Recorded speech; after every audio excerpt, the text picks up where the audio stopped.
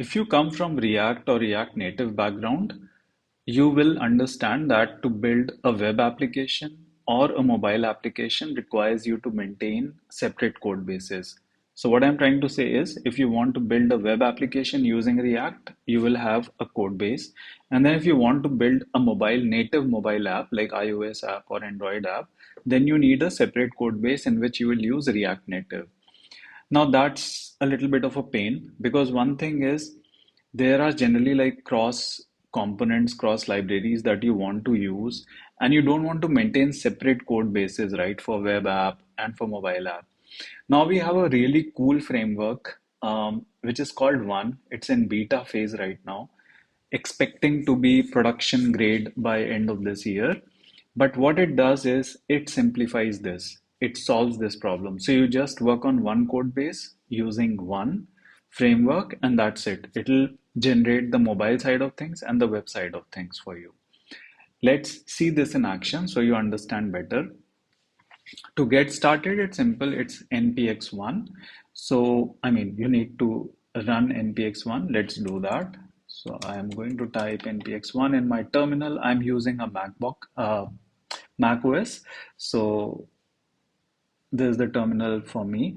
Now it'll ask me for the name of the project. I'll go with Hello World, the basic one. Then there are a set of templates available. So if you see, there's a minimal template and there are different options. The full stack one has database also out of the box. So feel free to explore that for the sake of this video. And to keep it simple, I'll go with a minimal one and I'll go with npm as my package manager. It'll take maybe a minute to generate the project.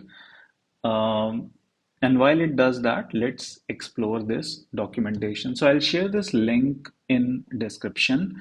I'll encourage you to go through the documentation. What are the features? What does it offer?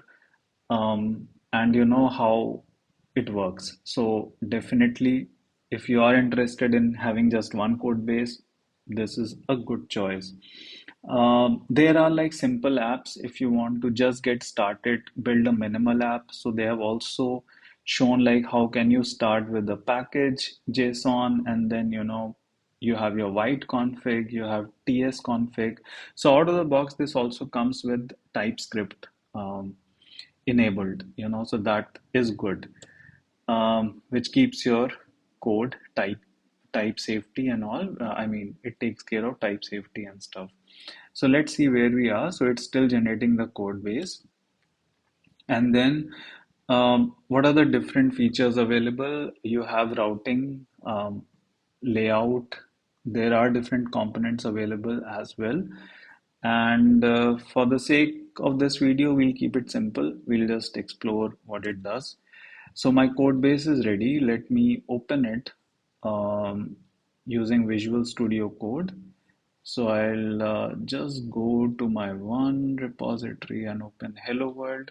You will see that this is the structure of the project.